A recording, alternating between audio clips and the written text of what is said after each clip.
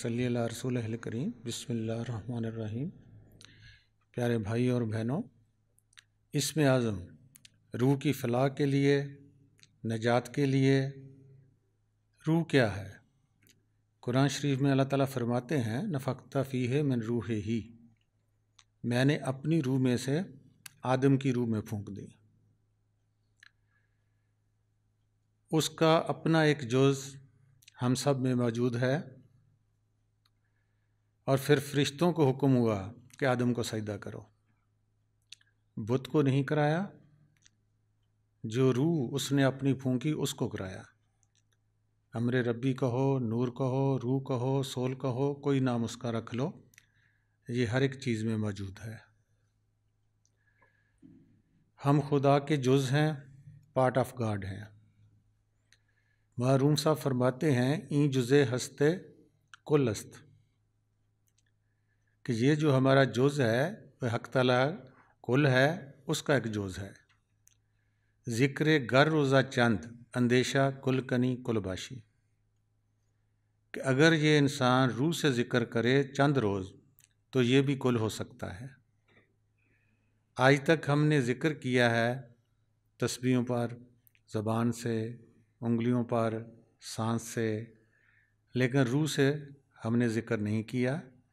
इसलिए हम हक़ ताला तक, मालिक कुल तक उसमें वासिल नहीं हो सके, देख नहीं सके, उसका हिस्सा नहीं बन सके।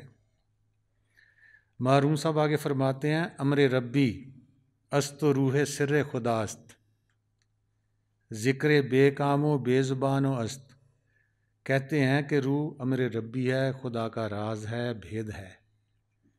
ये बग़ैर ज़बान के, बग़ैर हलक के ज़िक्र कर सकती है। अब हम मुहताज हैं अपनी ज़बान के, हलक के, वैसे हम ज़िक्र नहीं कर सकते। कहते अमरे रब्बी जो रूह है आपकी, वो बग़ैर ज़बान के, हलक के ज़िक्र कर सकती है। कुरान शरीफ में अल्लाह ताला फरमाते हैं कि रूहों को जिस्मों से पहले पैदा किया गया। रूह का एक अपना मुस्तकिल वजूद है। इस वजूद के अंदर रूह का वजूद शामिल है। हदीस शरीफ में आता है कि जिस्मों से रूहों को 2 लाख साल पहले पैदा किया गया, कि पहले जिस्म नहीं थे, रूहें आती थीं, जाती थीं, कोई रुकावट नहीं थी। जैसे इनको जिस्म मिले, रुकावट पैदा हो गई। अब हमारे इस कसीफ जिस्म के अंदर रूह का लतीफ़ जिस्म मौजूद है, जो हम इन आँखों से देख नहीं सकते, उसकी आवाज़ को कानों से सुन नहीं सकते, लेकिन मौजूद है। वह रूह साहब आगे फरमाते हैं, तुई के बेबदन दारी बदन, ए इंसान तू इस जिस्म के अलावा भी एक और जिस्म रखता है। पस मतरस अज जिस्म जाँ बरू शुदन, कि तू इस जिस्म से निकल जाने से न डर। जैसे ही तू ऊपर आएगा तुझे एक और वजूद मिल जाएगा, है पहले ही मौजूद, हम इससे वाकिफ़ नहीं हैं। इसलिए हर इंसान मौत से डरता है, घबराता है। हालांकि मौत के बाद एक ऐसी ज़िंदगी इंसान को मिलती है जिसमें मौत नहीं है। एक शायर भी कहता है, खुदा बंदे में आकर यूं नहा है, जैसे बुए गुल गुल के दरमियाँ है। कि वो जो मालिक कुल है, रब्बिल आलमीन है, हमारे अंदर इस तरह मौजूद है जैसे फूल के अंदर खुशबू मौजूद है। फूल को तो हम देखते हैं, खुशबू को हम नहीं देख सकते, पकड़ नहीं सकते, उसकी फ़ोटो खींच नहीं सकते। ऐसे ही वो रब्बिल आलमीन, वो ज़ात इलाही हमारे अंदर मौजूद है। कुरान शरीफ में आता है कि खुदा हमारी शार्क से ज़्यादा नज़दीक है, हमारी जानों में है, आप क्यों नहीं देखते? हर एक के अंदर मौजूद है। मुसलमान है, हिंदू है, सिख है, ईसाई है, पारसी है, कोई भी है, हर चीज़ के अंदर वो अमरे रब्बी मौजूद है। एक फ़कीर कहता है कि रहमत को लेकर क्या करेगा, रहीम को ले ले। हम अक्सर दुआ में या अल्लाह मुझे अपनी रहमत बख्श, कहते रहमत को लेकर क्या करेगा। जिससे तू रहमत मांग रहा है वो रहीम और करीम है, उसको ले ले, सारी रहमतें सारी चीज़ें आपके पास आ जाएंगी।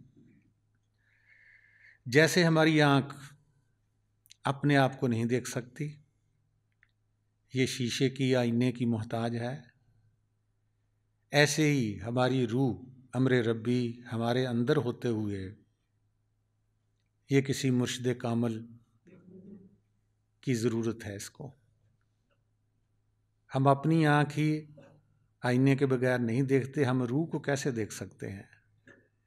इसीलिए किसी मुर्शिद कामल की ज़रूरत है जो हमें अपना आप दिखाए। यही हदीस शरीफ में भी आता है, मन अरफ़ा नफ्सहू, पहले अपने आप को जानो, फिर फ़क़द अरफ़ा रब्बहू, फिर अपने रब को पहचानो।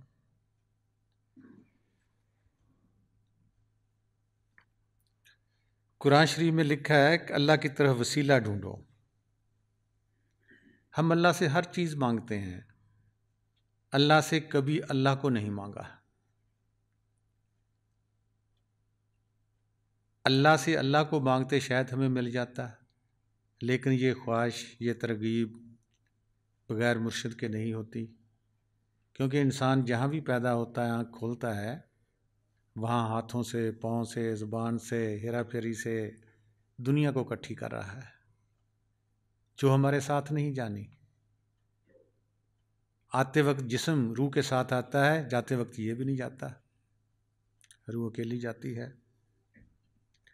अब हमारी रूह अरबा नासर के कसीफ जिस्म में कैद है, मुक़य्यद है, आज़ाद नहीं, परवाज़ नहीं कर सकती।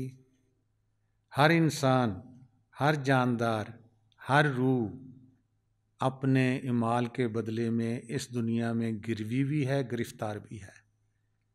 ये कुरान शरीफ में 2 सूरतों में, सूरत मुदस्सर और सूरत तूर में आ गया है। जैसा इस दुनिया में कानून है, जैसा करोगे वैसा भरोगे, अमल रद्द अमल। अब अमल और रद्द अमल हमारा सोच से भी है, ज़बान से भी है, हाथ से भी है। कुरान शरीफ में सूरत इसराईल में लिखा हुआ है कि हर इंसान की किस्मत और इसका अमल उसने लाज़म कर दिया है, वो इससे छूट नहीं सकता, जैसा करेगा वैसा भरेगा। और इसके सबब अमाल नामा अमाल में इसके सारे अंदराज हो रहे हैं, जो सोच से हम कर रहे हैं, जो ज़ुबान से बोल रहे हैं, जो हाथ से कर रहे हैं, हमारे नामा इमाल में दर्ज हो रहे हैं। फिर हुक्म होगा कि अपने अमाल नामा पढ़ ले खुद। आज अपने अमाल का हिसाब करने के लिए तू खुद काफ़ी है।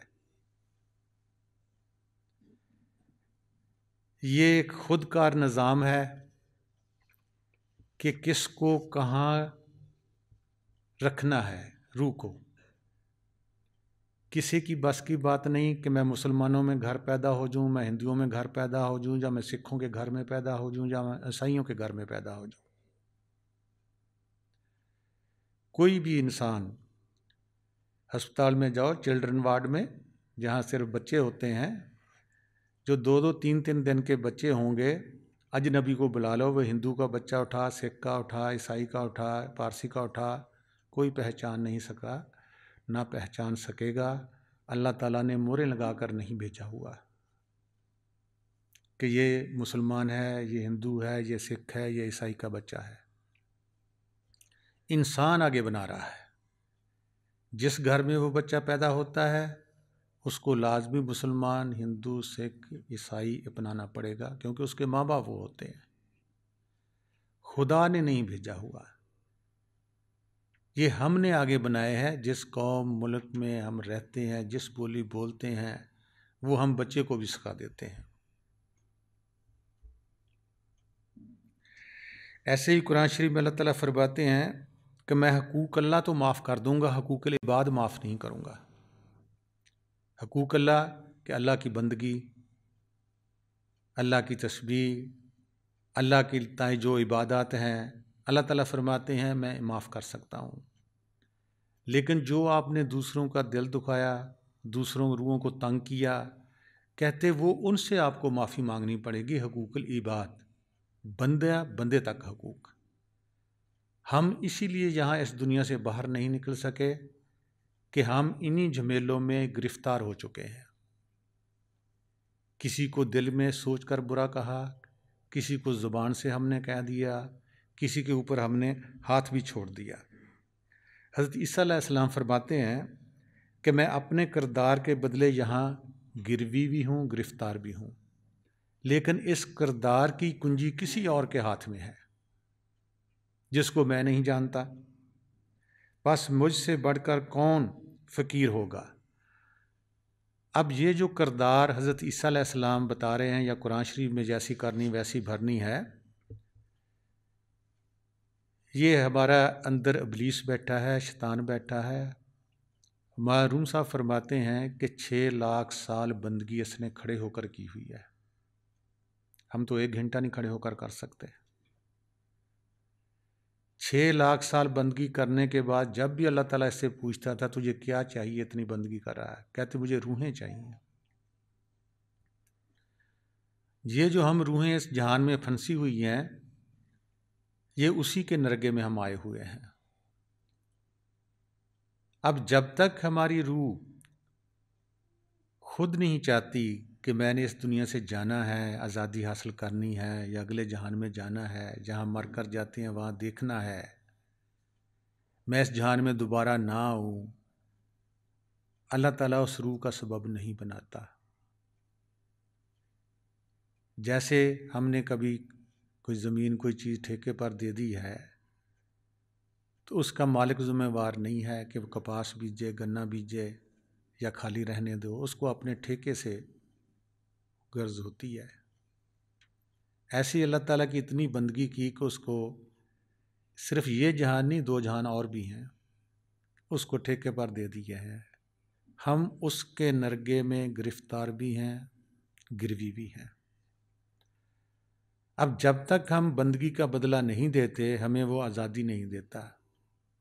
अब बंदगी बहुत लोग करते हैं, हम भी करते हैं, आप भी करते हैं, लेकिन जिस्म की कर रहे हैं, रूह की नहीं। ज़बान से, जिस्म से, तस्बीह से बहुत बंदगी की, बहुत कर रहे हैं, करते भी रहेंगे।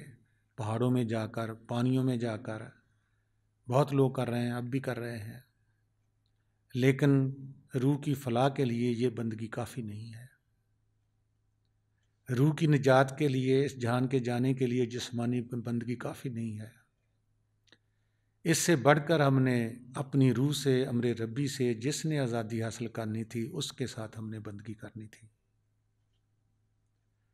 जहाँ हम पैदा हुए, जिस मज़हब में पैदा हुए, जिस फ़िरके में पैदा हुए, जिस सिलसिले में पैदा हुए, वहाँ जिस्मानी बंदगी थी। ना किसी ने हमें बताया कि रूह क्या है, ना रूह से बंदगी करनी हमको सिखाई गई है। इसलिए आज तक हम जब से कुन कहा है, साइंसदानों के हिसाब से 17 अरब साल हो गए इस दुनिया को बनी को, हम आज तक इसी में चक्कर लगा रहे हैं। कभी हमारी शक्ल कोई होती है, कभी हमारी शक्ल कोई होती है, लेकिन अमरे रब्बी वही रहती है।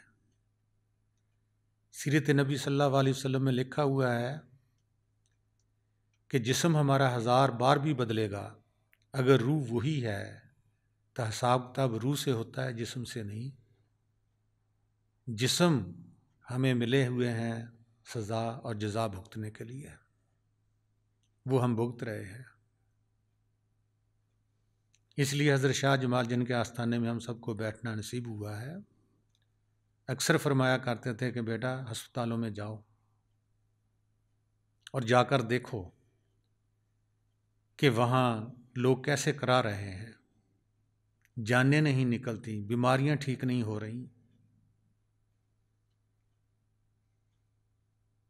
फिर आपको इस तंदुरुस्ती का शुक्राना भी करना पड़ेगा कि शुक्र है मौला कि मुझे आँखें सही सलामत दी हुई हैं, कान सही है मेरे, ज़बान सही है, हाथ पांव सही है, क्योंकि इंसान के अंदर शुक्राने का एलिमेंट गायब हो चुका है। इसलिए ये कितनी भी बंदगी करता है, सब कुछ करता है, शुक्राना नहीं करता है। इसी ना शुक्राना करने के सबब ये सज़ा और जज़ा भुगत रहा है।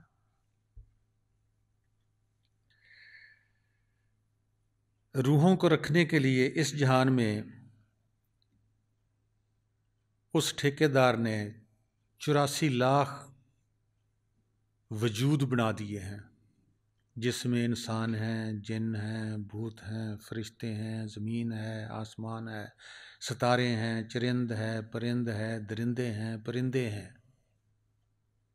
इसका ज़िक्र हज़रत मौलाना हाफ़िज़ अनवर अली रोतकी ने अपनी किताब में किया है।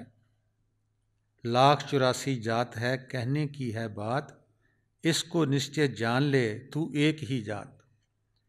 कहते ने कि 84 लाख रूप जिस्म बनाए हुए ने रूहां नूं कैद करने वास्ते।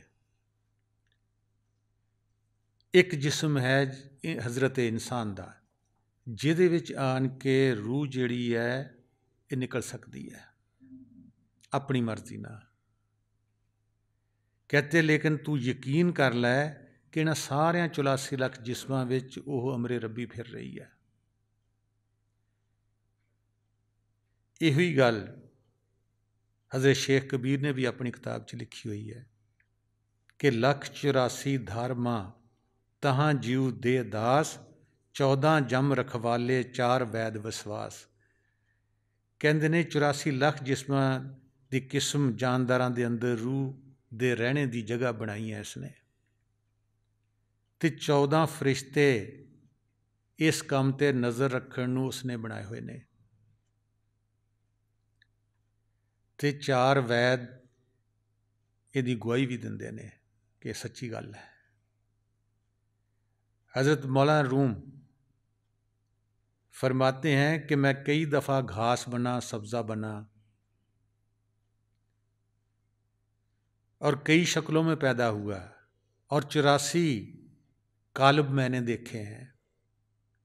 हज़रत शम्स तबरेज़ कहते हैं इस जहान में लाखों बार मैं आया हूँ और गया हूँ, यहाँ इस कारखाने में आने जाने का दस्तूर और कानून मौजूद है। जैसे कोई कारखाना पुराने बर्तन लेकर नए डालता है, कहते ये भी कारखाना है, उस मौला ने बनाया हुआ। हमने जैसा किरदार किया, जैसे गुनाह किए, जैसे सबाब लिए, कोई इंसान इस दुनिया में बैठकर रूहों को तंग करता है, उसका बदला दोज़ख है। उसका सीना दुनिया में भी जलता रहेगा, कभी सुकून नहीं आएगा, आखिरत में भी दोज़ख में जाएगा। जिस इंसान ने इस दुनिया में रहते हुए बंदगी की, इबादत की और रूहों के लिए सुख पैदा किया, किसी का भला किया, अच्छाई की, उसके लिए जन्नत है। जिस रूह ने इस दुनिया में रहते हुए भलाई के काम किए, रूह से बंदगी की, उसके लिए अपनी रूह के लिए निजात भी है, फलाह भी है। इसीलिए रसूल पाक सल्लल्लाहु अलैहि वसल्लम की हदीस है कि दुनिया हराम है आखिरत वालों पर, आखिरत हराम है दुनिया वालों पर, और ये दोनों हराम है अल्लाह वालों पर। जो अल्लाह वाले हैं ना वो दोज़ख के मतमन्नी हैं, ना वो जन्नत के मतमन्नी हैं, वो राह निजात चाहते हैं। यही अल्लामा इकबाल साहब भी कहते हैं, जन्नत मुबारक हो ज़ाहदों को, मैं आपका सामना चाहता हूँ। कि जिन्हें जन्नत से लालच में आकर बंदगी करनी है, कहते उनको ये मुबारक हो बंदगी। दोज़ख के डर से करनी है, उनको मुबारक हो ये बंदगी। मुझे ना दोज़ख का डर है, ना जन्नत का लालच है, मैं तो तेरे लिए बंदगी करता हूँ। ऐसा ही वाक़या हज़रत राबिया बसरी का भी आता है कि एक दिन आप एक हाथ में पानी, एक हाथ में आग ले जा रही थी। लोगों ने पूछा, हज़रत ये क्या माजरा है, एक हाथ में पानी एक हाथ में आग है। कहती हैं आग से मैं जन्नत को जलाने जा रही हूँ और आग से दोज़ख को पानी से बुझाने जा रही हूँ। कि लोग या डर के मारे बंदगी करते हैं या लालच में आकर कर रहे हैं। बेलौस बंदगी कोई भी नहीं करता, उस खुदा को पाने के लिए बंदगी कोई नहीं करता। इसलिए इस दोनों को मैं मिलियामेट करने आई हूँ। आज भी आप 100 बंदा खड़ा कर लो, उसमें आपको एक आदि मिलेगा जो खुदा को चाहता होगा, अव्वल तो नहीं मिलेगा। हर कोई बंदगी लालच से कर रहा है। कोई बीमार है तब कर रहा है, अल्लाह का नाम ले रहा है। किसकी माँ बीमार है, किसी के पास पैसे नहीं हैं, किसी की शादी नहीं हो रही, शादी होगी तो बच्चे नहीं हो रहे। इसके बदले हम बंदगी कर रहे हैं। हमारी राह निजात कहाँ हो सकती है? क्योंकि जहाँ आसा तहाँ वासा। जो हमारी नीयत है, जो हमारे अंदर चल रहा है कि मुझे ये चाहिए वो चाहिए, आखिरी इंसान का जो सांस जाता है इस दुनिया में, जो भी उसका ख्याल होता है वहाँ इसको जन्म लेना पड़ता है। फिर चाहे ये ज़मीन से चिमट गया, चाहे इसको चूहा बनकर आना पड़े, उस ज़मीन में आना पड़ेगा। दरख्तों से फूलों से है, चाहे भंवरा बनकर आना पड़ेगा, चाहे शहद की मक्खी बनकर आना पड़ेगा। किसी से भी प्यार हो गया, क्योंकि हम बेलौस खिदमत नहीं कर रहे, बेलौस बंदगी नहीं कर रहे। हमें लालच है, हमें प्यार है इस दुनिया से, इसलिए यही प्यार हमें इस दुनिया से अगले जहान में नहीं जाने देता। हमारा भी बस नहीं है, क्यों? हमने जीते जी अगली दुनिया देखी नहीं। ये जग मिठा अगला कने डिठा। इंसान मांग फिर कर सकता है जब वो जहान देखे, तो जब देखा ही नहीं, पढ़ा है, कुरान में भी मौजूद है, फुकराए कामलीन की किताबों में भी सब चीज़ मौजूद है। लेकिन चूंकि हमारे पहले अमालों ने हमें जहाँ घेरा हुआ है, इसलिए हम वापस जाने की कैसे सोच सकते हैं? तो यही फरमा रहे हैं कि ना हक किसी को तंग करो, जिंदा रहो, जिंदा रहने दो। अगर इन दो असूलों को ज़िंदगी के पूरे खलूस में इख्तियार कर लें, जियो, जीने दो।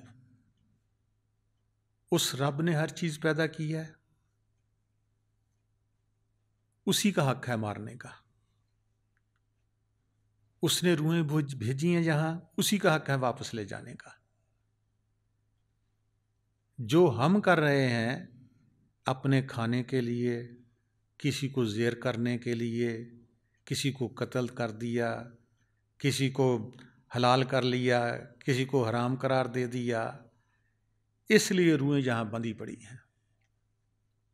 फुकराए कामलीन लाते हैं जो आज़ाद हैं। अल्लामा इकबाल का भी एक शेर है कि ये यहाँ मरने की पाबंदी, वहाँ जीने की पाबंदी। कि यहाँ मर कर जाएगा जो भी जाएगा, अगले जहान में मर नहीं सकता, जीता रहेगा। कहते अगर ये इख्तियार कर ले तो फिर ये दिल काबा है।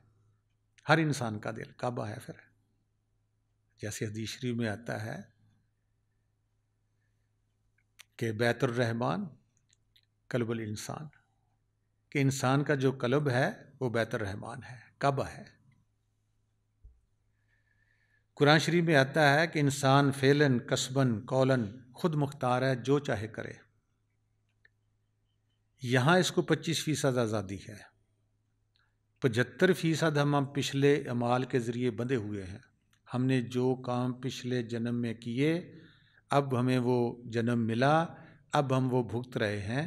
25% हमें इतनी सिर्फ आज़ादी है कि जैसे एक ढोर डंगर गाय भैंस किले के साथ बंधा हुआ है, लेकिन उसके एक तरफ छाँव है या एक तरफ धूप है।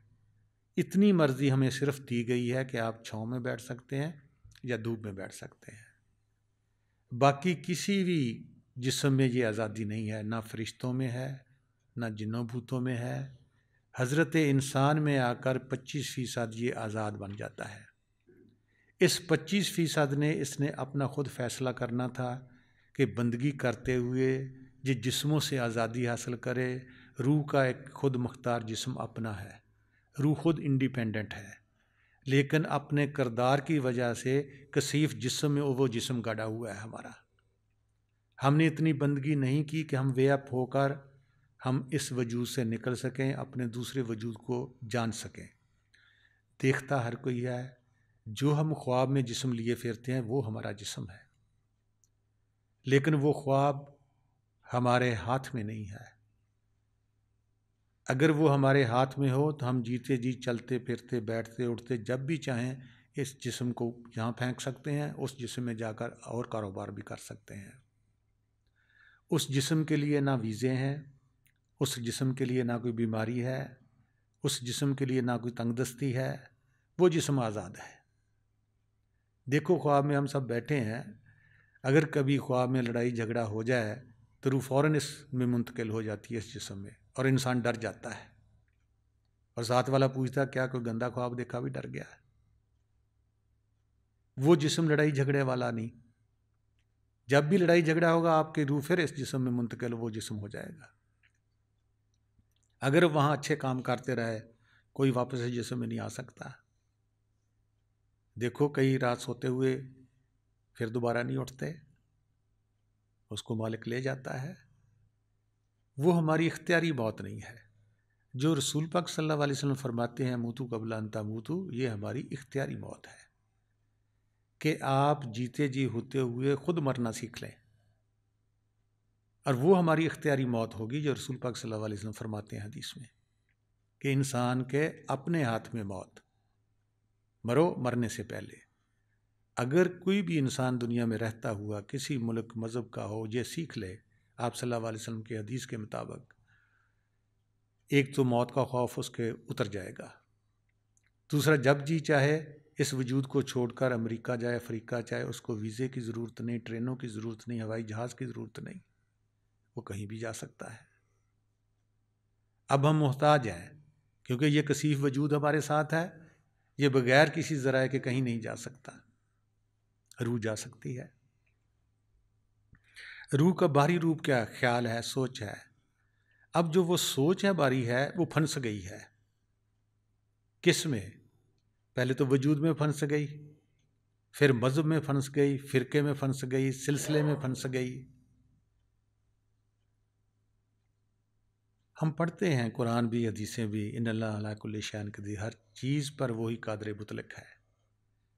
हदीस में भी आता है कि आप सल्लल्लाहु अलैहि वसल्लम फरमाते हैं कि मखलूक सारी की सारी अल्लाह ताला की अयाल है, कुनबा है। जितनी भी मखलूक उसने पैदा की है, कुछ भी है, अल्लाह ताला को वो शख्स बहुत महबूब और प्यारा है जो इसकी अयाल के साथ एहसान करे, अच्छा सलूक करे, वो प्यारा लगता है।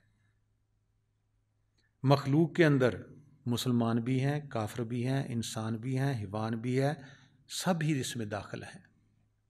हर मखलूक के साथ एहसान करना इस्लाम की तालीम है। मैं हदीस को बयान कर रहा हूँ।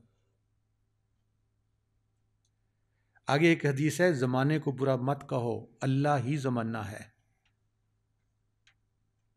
अल्लामा इकबाल का भी शेर है, कोई चीज़ निकम्मी नहीं ज़माने में, कोई बुरा नहीं कुदरत के कारखाने में। अच्छाई बुराई हमारी नज़र में है। अल्लाह ताला ने जो कुछ पैदा किया है वो सब कुछ अच्छा पैदा किया है। हमारा किरदार, हमारा जहन, हमारी सोच उसको अच्छा बना रही है और बुरा भी बना रही है। जैसे हम हैं वैसे हम उस नज़र से दुनिया को देख रहे हैं। दुनिया सब अच्छी है, हम जैसे हैं हमारी नज़र वो बन चुकी है। एक और हदीस आती है कि एक गुनाहगार औरत की इस बना पर बख्शिश हुई कि इसने प्यासे कुत्ते को पानी पिलाया। हज़रत राबिया बसरी का भी जिक्र आया कि काफ़िले के साथ जा रही थी हज करने के लिए, सारा काफ़िला चला गया, एक कुत्ते का बच्चा हाँफ रहा था, किसी काफ़िले वाले को नहीं आया कि इसको भी हम पानी बना दें। अब वो डोल भी ले गए, रस्सी भी ले गए। हज़रत राबिया बसरी ने जब सारा काफ़िला चला गया अपने कपड़े उतारे, बांधे, पानी तक पहुँचाए, ना पहुँचे। सर के बाल कैंची से नहीं हाथों से खुसे, लंबे लंबे बाल औरतों के होते हैं, उसकी रस्सी बनाई, फिर कपड़ों के साथ बांधी, फिर वो पानी के तक चला गया कपड़े, वो जो पानी के साथ भीगे कपड़े वो उसके मुंह में आकर निचोड़े। कुत्ते ने आंखें खोली। उसी वक़्त गैब से निदा आई, राबिया तेरा हज कबूल हो गया, किसी और का हो या ना हो।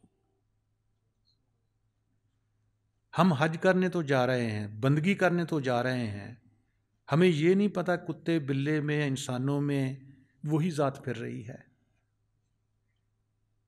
एक और हदीस में आता है कि एक औरत पर अजाब इसलिए हुआ कि उसने बिल्ली पाल रखी थी, आप खुद कहीं चले गई, उसको खाना मुहैया नहीं किया, उसके आते हुए बिल्ली मर गई थी। मैं हदीसों को बयान कर रहा हूँ, अपने पास से कुछ नहीं, किसी बुजुर्ग का नहीं ये कौल, मैं हदीसों को बयान कर रहा हूँ, किताबें मेरे पास मौजूद हैं। जब तक इंसान का दिल इतना कोमल ना होगा, इतना नरम ना होगा, कैसे खुदा को हम पा सकते हैं? हर एक के लिए हमारे अंदर जज्बात ना होंगे कि ये भी रूह है, कीड़ी भी रूह है। आप सल्लल्लाहु अलैहि वसल्लम का जिक्र हदीस में आता है कि हरनी की यहूदी को ज़मानत दी कि मैं ज़िम्मेवार बनता हूँ, ज़मानत देता हूँ, इसको बच्चों को दूध पिलाने दें। अब आप सल्लल्लाहु अलैहि वसल्लम सारा दिन खड़े रहे, शाम पड़ गई, हरनी ना आई वापस। वो यहूदी कहने लगा अब क्या होगा? कहते जो सलूक करना मेरे साथ कर।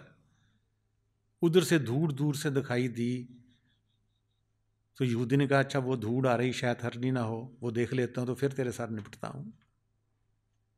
वो आई तो वो बच्चों को साथ लेकर आ रही थी।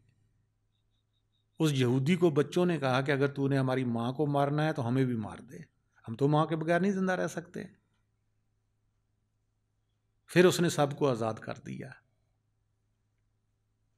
हम तो किसी इंसान की ज़मानत नहीं देंगे कि ये जैसे लुच्चा लफंगा है जी, हम नहीं इसकी ज़मानत देते।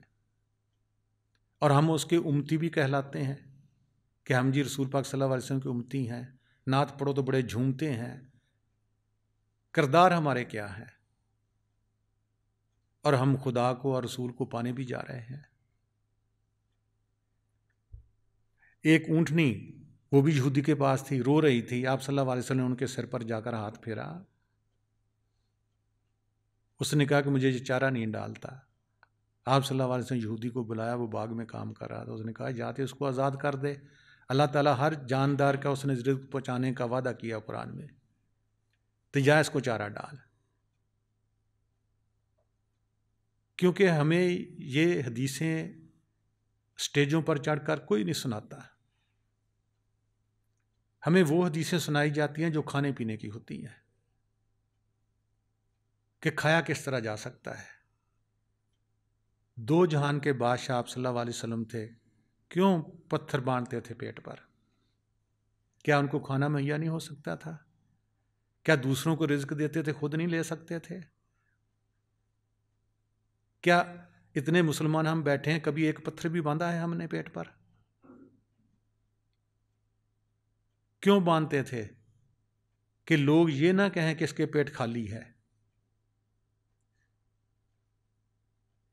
मेरे अल्लाह की बेइज्जती ना हो कि रसूल को खाने को नहीं देता, ताकि उभार रहे पेट पर, लोग कहें कि नहीं भरा हुआ पेट।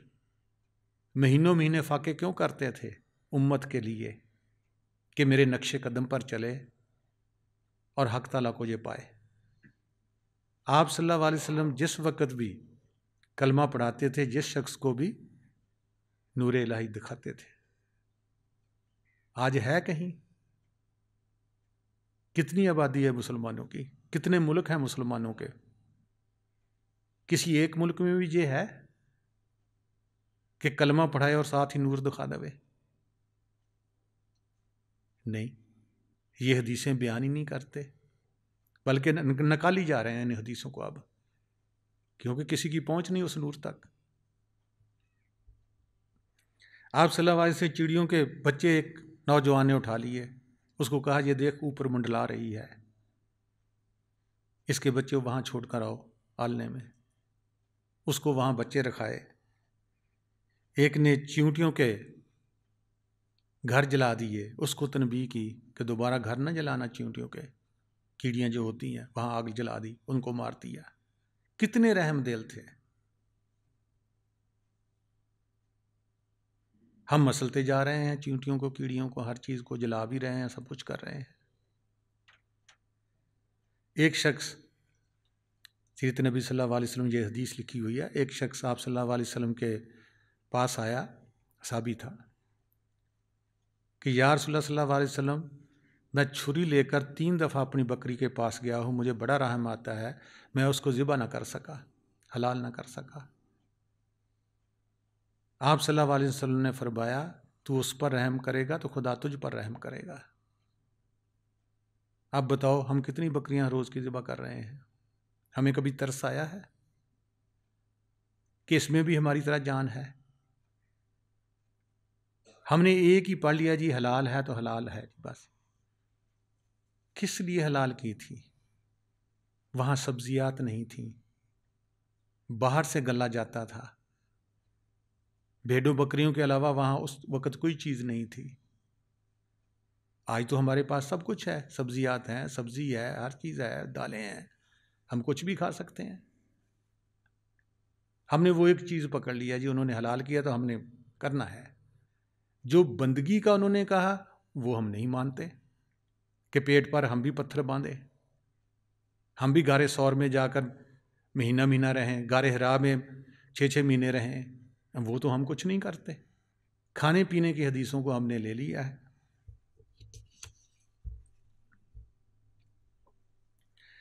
अब इसी अमल और रद्द अमल की जैसी करनी वैसी भरनी के कानून के तहत रूहें यहाँ कैद हैं, कैद से निकल नहीं सकती, इसी जहान में चक्कर लगा रही हैं।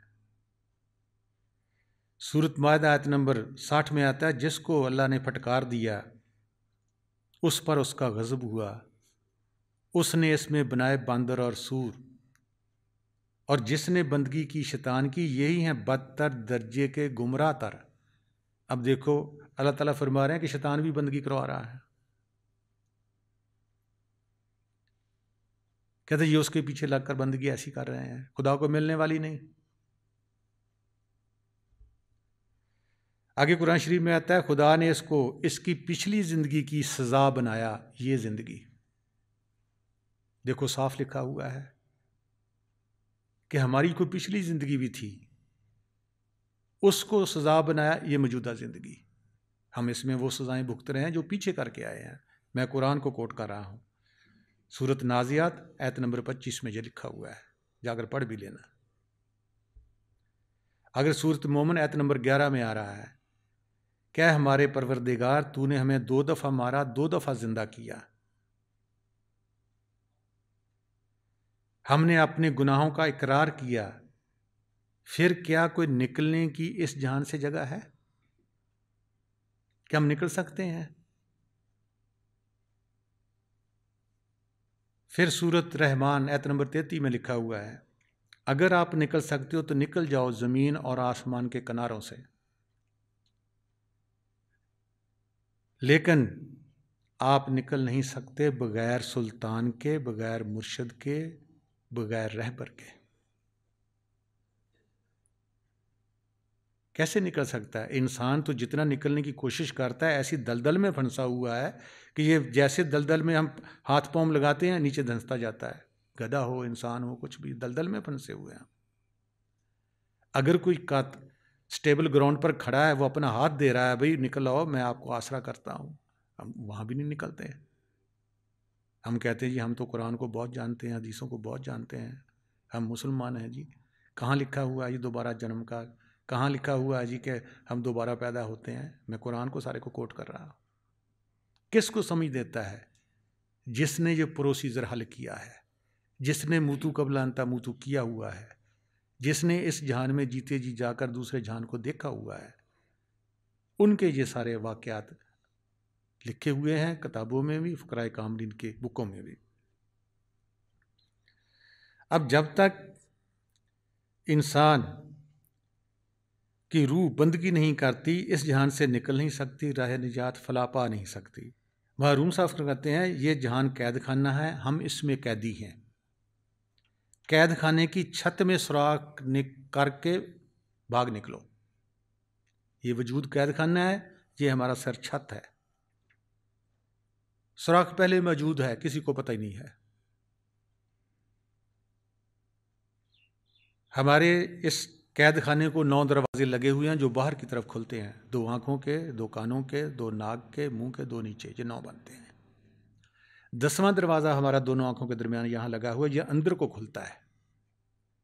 अब बाहर ये बंद है, दूसरे दरवाजे बाहर हमें दिखाई दे रहे हैं, ये दरवाज़ा अंदर की तरफ है, अंदर के जहानों को जाता है।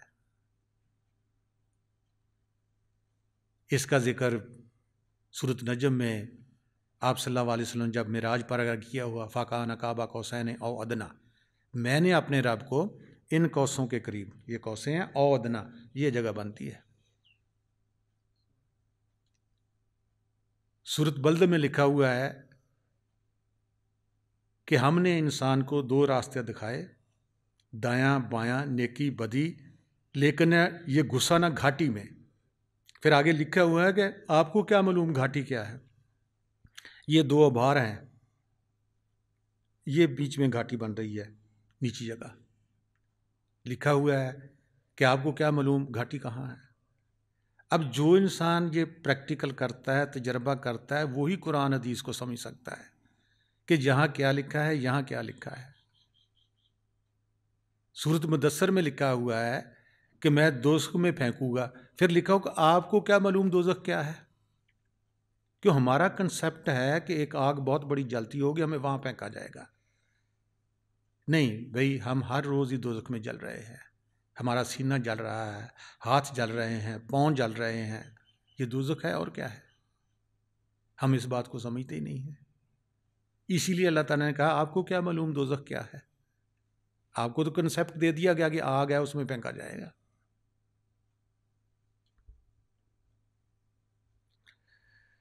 आगे कुरान शरीफ में आयत नंबर 205 सूरत आराफ, याद करते रहिए अपने रब को अपने जी से, रूह से। देखो यहां लफ्ज़ रूह का है, जी का है। अब कहते हैं ये रूह की बंदगी कुरान में कहाँ लिखी हुई है। जिसने ये काम करना है वो कुरान बोलता है कि मेरे यहाँ लिखी हुई है। जिसने नहीं करना वो कहते नहीं जी, 5 नमाजों के अलावा कहीं कुछ नहीं लिखा हुआ है। सूरत आराफ आयत नंबर 205, याद करते रहिए अपने रब को अपने जी से, रूह से, गिड़गिड़ाते हुए। खुश्क आंखों से नहीं, तार आंखें रोती हुई, गिड़गिड़ाते हुए, और मुझसे डरते हुए, ना बुलंद कलाम से, और सुबह शाम यानी 24 घंटे याद करो। रूह कर सकती है, इंसान की ज़ुबान नहीं कर सकती, हाथ नहीं कर सकता। मुसलसल, और ना रहिए उसकी याद से कभी भी गाफल। हम देखो, हम दुनिया में कितने होशियार हैं, कभी गाफिल नहीं होंगे। मुनाफा है, नफ़ा है, नुकसान है, सारा हमको पता है। लेकिन जो बंदगी का मुनाफा, नफ़ा या नुकसान है उसका हमें नहीं पता। हमने यही कर लिया कि ज़बान से 2-4 दफ़ा अल्लाह कहा जी हमारी बंदगी पूरी हो गई। मुसलसल का लिखा हुआ है। हदीस शरीफ में आता है कि जिसने तन्हाई में रात को अल्लाह को याद किया, उसके आंसू बह निकले, उसे अल्लाह अपने साए में हमेशा रखेगा। तन्हाई में हमारा बड़ा है कि हम जी बाजमात पढ़ें जी, बड़ा सवाब है, राह निजात नहीं है। राह निजात इन हदीसों में है। जिस शख्स ने तन्हाई में रात को अल्लाह को याद किया, कोई ना देखे, दिखावे की बंदगी ये नहीं है रूह की, और उसके बंदगी करते हुए आंसू बह निकले, अल्लाह ताला फरमाते हैं, रसूल पाक सल्लल्लाहु अलैहि वसल्लम फरमाते हैं कि अल्लाह ताला उसको हमेशा अपने साए में रखेगा।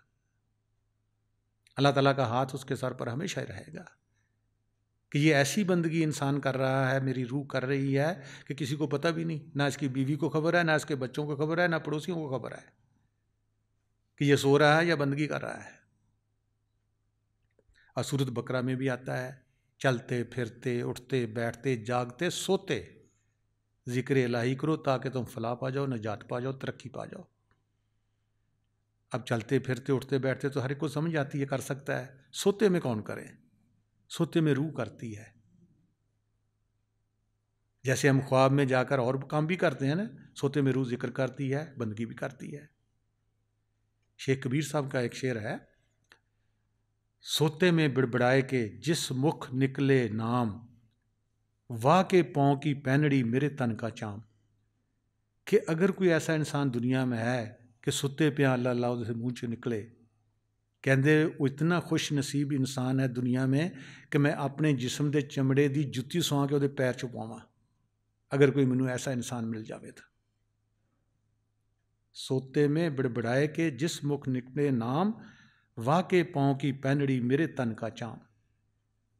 कि ऐसा खुशकिस्मत इंसान दुनिया तो है कि मैनू अगर कोई दसे तो मैं अपने जिस्म का चमड़ा लैके और जुत्ती पा के पैरों च पावां। आगे एक और हदीस शरीफ है, हज़रत अली करमल्लाहु वजह ने रसूल पाक सल्लल्लाहु अलैहि वसल्लम से पूछा कि मुझे वो रास्ता दिखलाएं जो बंदगाने खुदा पर सबसे ज़्यादा सहल और करीब तर हो, आसान हो और हक ताला के नज़दीक सबसे ज़्यादा अफजल भी हो। आप सल्लल्लाहु अलैहि वसल्लम ने फरमाया कि ज़िक्र पर मदावत पकड़ो, कि आपका ज़िक्र हमेशा चले, उसमें वक्फ़ा ना हो। ये रूह कर सकती है, ज़बान नहीं, तस्बीह नहीं कर सकती, उसमें कभी न कभी वक्फ़ा आएगा। आपका मुसलसल ज़िक्र और हमेशा चले। हज़रत अली करमल्लाहु वजह ने अर्ज़ किया कि मैं ज़िक्र किस तरह करूँ? आप सल्लल्लाहु अलैहि वसल्लम ने फरमाया, अपनी आँखें बंद कर लो और जिस तरह मैं ज़िक्र करूँ ऐसे ही करो। आप सल्लल्लाहु अलैहि वसल्लम ने हज़रत अली करमल्लाहु वजह को ये ज़िक्र सिखाया। हज़रत अली करमल्लाहु वजह ने ये ज़िक्र करके आप सल्लल्लाहु अलैहि वसल्लम को सुनाया। बाद अज़ां हज़रत अली करमल्लाहु वजह ने यह तरीक़ा हसन बसरी को दिया। हसन बसरी ने यह तरीक़ा अब्दुल वाहिद को सिखाया। अब्दुल वाहिद ने हबीब अजमी को तलकीन किया और आज तक वही तरीक़ा सिलसिला बंदगाने खुदा में चल रहा है कि आँखें बंद करके कैसे मुराकबा करना है, कैसे ज़िक्र करना है। कोई भी तालीम, कोई भी चीज़ जो आपको सिखाई जा रही है इस्लाम के बाहर नहीं है। सिर्फ हमें इस्लाम का पता नहीं है कि हमारा इस्लाम क्या कह रहा है।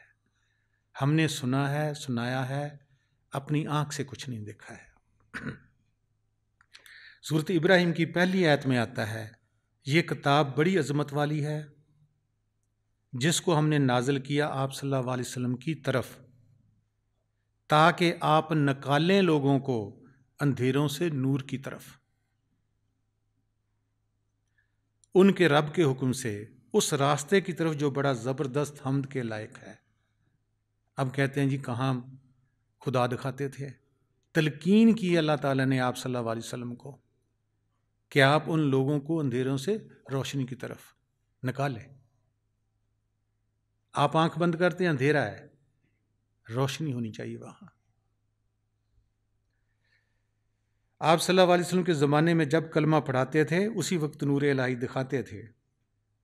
एक और हदीस में आप सल्लल्लाहु अलैहि वसल्लम फरमाते हैं, इस्म आज़म या इस्म अल्लाह एक पाकीज़ा शय है जो पाकीज़ा मकान के सिवा और जगह करार नहीं पकड़ता।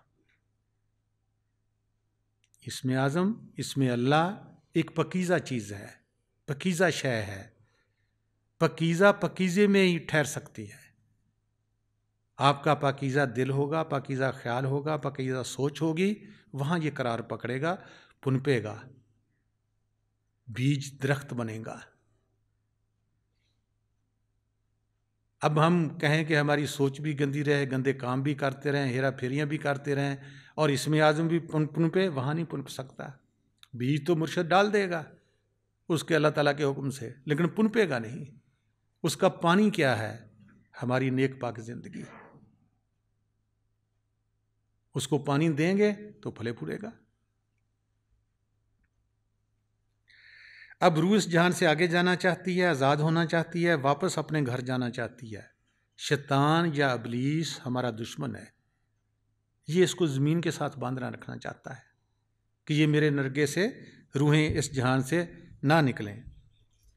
महरूम साहब फरमाते हैं, हीच नकश्त नफ्से रा जुज़े पी दामना नफ्से का शरा सख्त गिर। कहते नफ्स को शेख के साय के सिवा कोई चीज़ मार नहीं सकती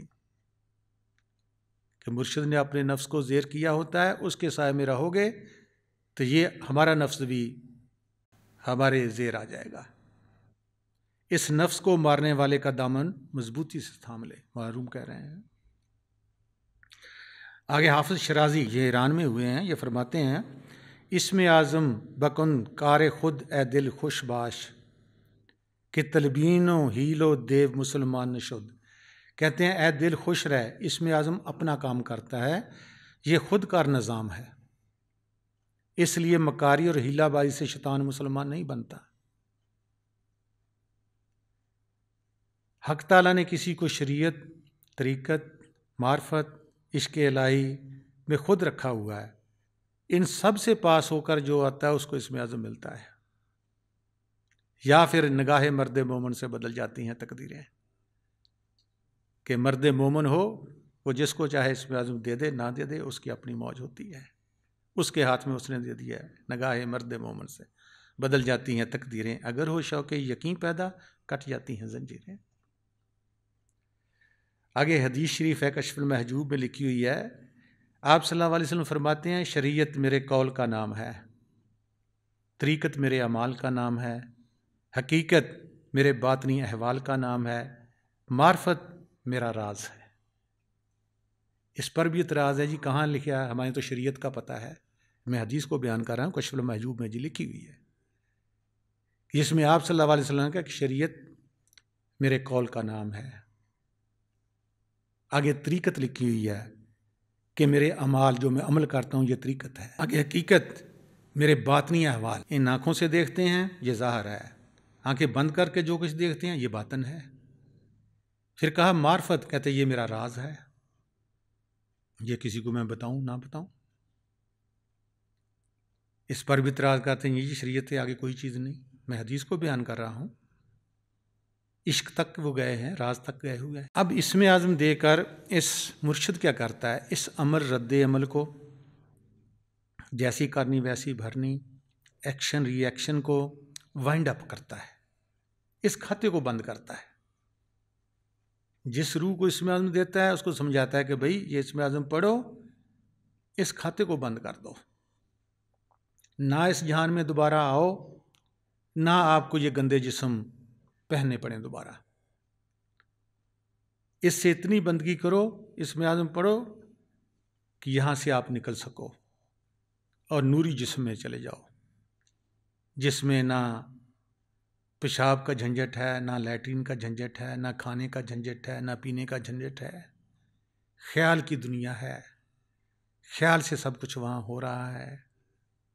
आप एक पाकीज़ा जिस्म रूह को मिल जाएगा, उससे आगे जाओगे और पाकीज़ा, उससे आगे जाओगे और चौथे मुकाम में बिल्कुल रूह अपना आप नंगी कर देती है, जैसे पहले रूहें बनी थी वैसे हो जाती है वहाँ जाकर। और भी डिटेल में आएगा जब इसमें आज़म देंगे। अब इसमें आज़म का जो चुनाव है, सिलेक्शन का हो, ये उस ज़ात हक़ के हाथ में है। ना आपकी बस है कि हम इसमें आज़म ले जाने रहे हैं तो हम खुद जा रहे हैं, नहीं, ना मेरा बस है कि मैं आपको इसमें आज़म दे रहा हूँ। वो मौला ही हम सब का सबब बनाता है, किसी को देने की ड्यूटी, किसी को लेने की ड्यूटी, लेकिन पीछे बैक में वही सुप्रीम पावर काम कर रही है, आपके अंदर भी मेरे अंदर भी। ना आपकी कोई बहादुरी है, ना कोई मेरी बहादुरी है, उसी की बहादुरी है सब। किसी को किसी काम पर लगा दिया, किसी को किसी काम पर लगा दिया। इसको वाइंड अप करते हैं कि हम इस गंदी दुनिया में दोबारा ना आए, दोबारा हमारा खाता ये ना खुले इस दुनिया में आकर।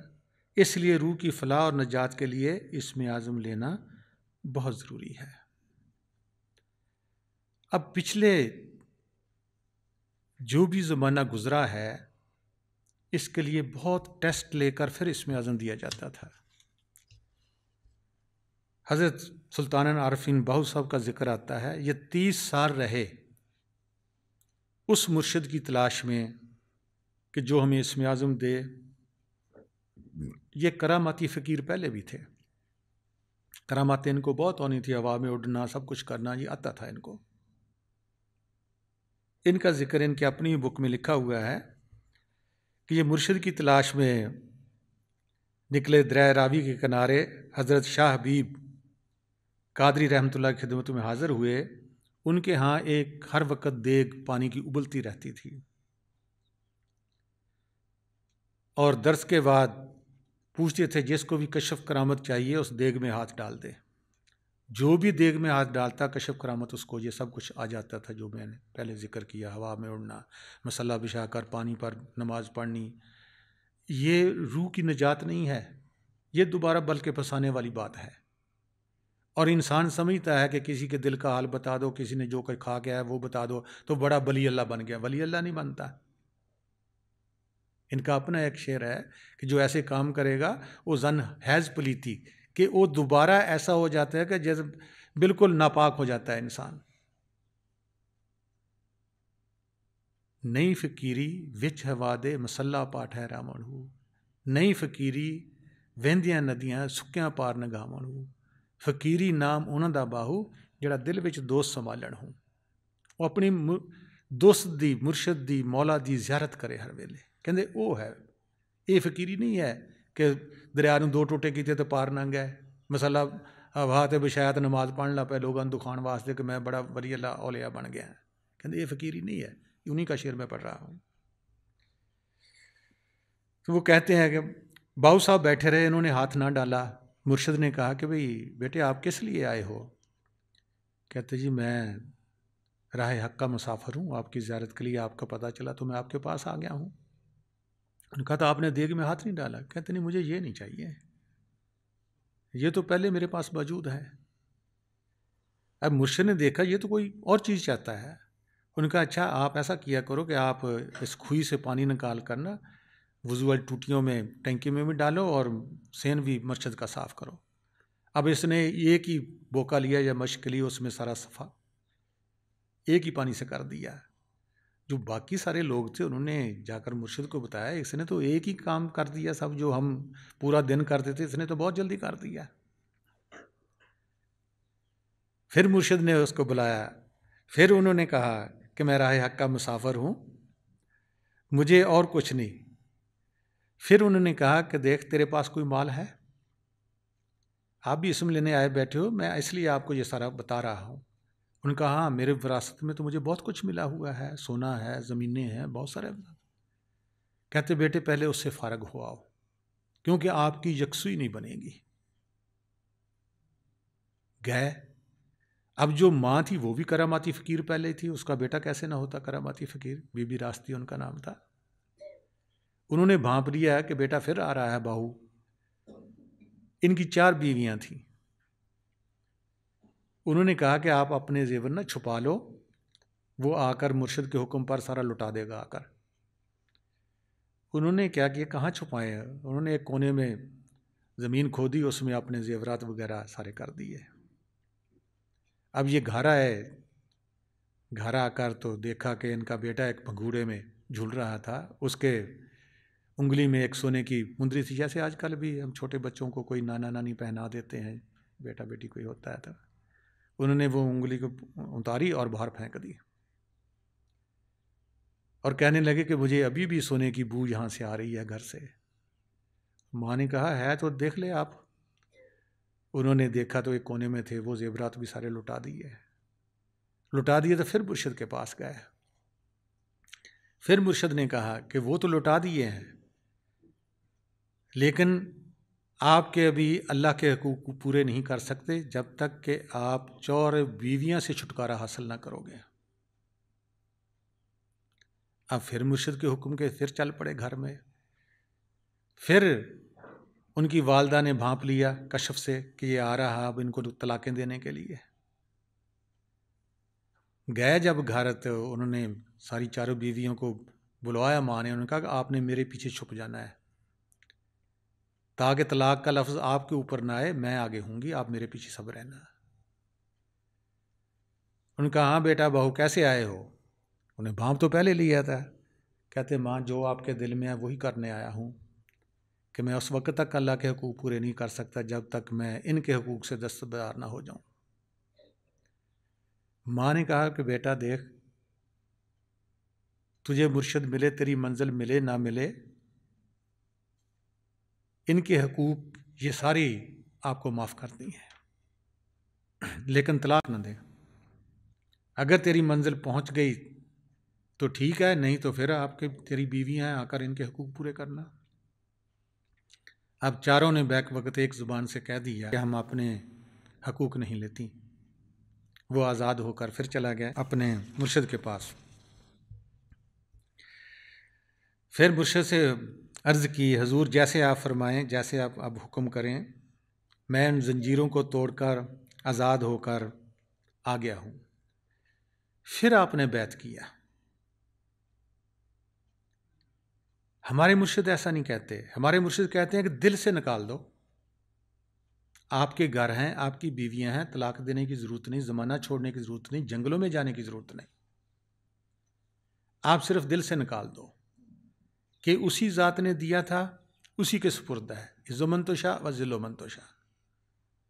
इंसान नंगा आया था, जाते वक्त पता नहीं कफन मिलना है, इसको नसीब होना या नहीं होना। जिसका माल है उसी के सुपुर्द कर दो। बच्चे हैं, बीवियां हैं, जायदाद है, सब कुछ है।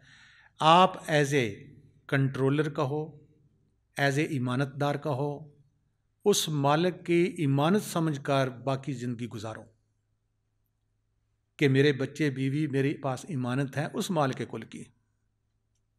मैंने इनका ख्याल भी रखना है, कारोबार भी करना है, पेट में रिज़्क़ हलाल भी डालना है। ना तलाक़े देने की ज़रूरत है, ना घर बार छोड़ने की ज़रूरत है, ना जापें छोड़ने की ज़रूरत है, ना दुकान छोड़ने की ज़रूरत है, ना ज़मीनें छोड़ने की ज़रूरत है। आपके दिल ने, आपकी रूह ने उस माल के कुल की ज़ियारत करनी है, ना कि जिस्म ने करनी है, ना जिस्मानी माल ने करनी है। इनको वैसे ही रहने दो। दिल से सिर्फ निकाल दो कि मेरा नहीं है, अल्लाह ताला का सब कुछ है, उसी का दिया, उसी की इमानत है। अब हज़रत ज़िक्र आता है इस्म आज़म लेने का यूसुफ इब्ने हसनैन का। इनको शौक़ हुआ, बाद में बड़े ऊंचे बुजुर्ग ये बने। इनको पता चला कि इस्म आज़म हज़रत ज़ुअल नून मिस्री के पास इस्म आज़म लेने के लिए ये गए। अब ये ईरान में थे, पैदल सफ़र थे, ये मिस्र में गए उनका इस्म आज़म लेने के लिए। वो मस्जिद में वाज़ कर रहे थे, एक कोने में जाकर ये बैठ गए। 1 साल वाज़ सुनते रहे। मुर्शिद ने नहीं पूछा तो क्यों आया है। 1 साल के बाद खिदमतगारों से पूछते हैं ये नौजवान कैसे आया है और कहाँ से आया है। उसने कहा जी मैं राय से आया हूँ, राय एक शहर है ईरान का। फिर खामोश हो गए। फिर 1 साल और निकल गया। फिर पूछा आने की क्या वजह है। कहता जी आपकी ज़ियारत के लिए आया हूँ। फिर 1 साल गुजर गया। फिर पूछा ज़ियारत का मकसद क्या है। कहते जी इस्म आज़म लेने आया हूँ। फिर साल गुजर गया। फिर पूछा आप इस्म आज़म की हिफाजत कर सकते हो। कहते जी मैं इसीलिए आया हूँ। चौथे साल जाकर उनके मुर्शिद ने एक प्याला दिया जिसके ऊपर ढक्कन था कि ये प्याला ले जाओ और दरिया नील के पार एक शख्स बुज़ुर्ग रहता है उसके पास ले जाओ। वो जो कुछ कहे आपको सिखाए वो सीख लेना, फिर मुझे आकर बता देना। अब दरिया नील को उसने पार किया तो जो प्याला था ढक्कन वाला उसके अंदर हरकत हो रही थी। देखो मुर्शिद आज़माता है, ऐसे इस्म आज़म नहीं देता। ये मेरे मुर्शिद हज़रत शाह जमाल की दात है कि वो नहीं देखते गुनाहगार है, कौन है, कैसा है, दे रहे हैं। उसने देखा हरकत प्याले में हो रही है, उसने ढक्कन उठाया, चूहा था। चूहा भाग गया जंगल में। अब खड़े सोचने लगे कि मैं जिसके पास भेजा गया हूँ वहाँ जाऊँ या पीछे फिर जाऊँ अपने मुर्शिद के पास। सोच में ये है कि नहीं मुझे जहाँ भेजा गया था वहाँ जाना चाहिए। अभी उस बुज़ुर्ग के दूर ही थे कि दूर से उस बुज़ुर्ग ने कहा कि तू यूसुफ से इस्म आज़म लेने के लिए गया होगा इतना जल्दी तावला। कहता हाँ जी इस्म आज़म लेने के लिए गया। कहते तुझे उसने पूछा था इस्म आज़म की हिफाजत कर सकता है। कहते हाँ जी पूछा था। कहता बेटा फिर तू तो एक चूहे की हिफाजत ना कर सका। मुर्शिद का तो हुक्म था कि उसको बंद का बंद अगले को पहुँचा दे। तूने क्यों खोला रास्ते में, जा फिर तुझे इसमें आज़म वही देगा। गए, फिर सारा माजरा सुनाया। हज़रत यूसुफ ने, हसनैन ने कहा कि देख मैं 7 दफ़ा माल के कुल से तेरी इजाज़त इसमें आज़म की ले चुका हूँ, नहीं मिली, कि इसे इसमें आज़म लेने की अभी देर है। कहते जब मैं क्या करूँ, कहते 3 नसीहतें मैं करता हूँ, एक छोटी, एक दरमियानी, एक बड़ी, कि जो कुछ मेरे पास आप आए हो इसको भूल जाओ। कि मुर्शिद ने क्या कहा, क्या किया, कहता जी मैं कैसे भुला सकता हूँ इतना बड़ा वाक़या। कहते अपना इल्म को खैर बात कह दो जितना तू पढ़ कर आया है। दूसरी नसीहत ये है। कहते ये भी मैं नहीं कर सकता, सारी उम्र तो हमने मदरसों में मौलवियों के पास गुजारी है, कैसे भूल सकता हूँ। कहते तीसरी और आखिरी नसीहत छोटी ये है कि जाओ मस्जिद में वाज करो जाकर हकीकत की। अब पहले तो शरीयत की करता था। और याद रखना, अपने आप को बीच में ना रखना, यानी मैं मेरी या मैं वाज करता हूँ ये ना समझना। गए मस्जिद में जाकर लोगों ने बड़ा इस्तकबाल किया, पहले ही बड़े उलमा थे, बड़े थे, जय्यद उलमा थे। जब वाज करने लगे, पहले शरीयत की करते, अब हकीकत की थी, सारे भाग गए। जब भाग गए तो दूसरे दिन मस्जिद में गया तो कोई बंदा ना हो।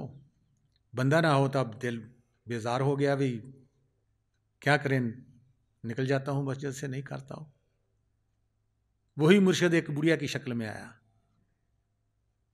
उनका आया, हसनैन तुझे मुर्शिद ने कहा था कि तूने अपने आप को बीच में नहीं रखना, तो तुझे क्या कोई बंदा आए ना आए, तूने तो वाज करनी थी। फिर वापस जाकर अपने मेंबर पर जाकर खाली वाज करने लगे। आहिस्ता आहिस्ता बंदे इकट्ठे हज़ारों की तादाद में फिर हो गए।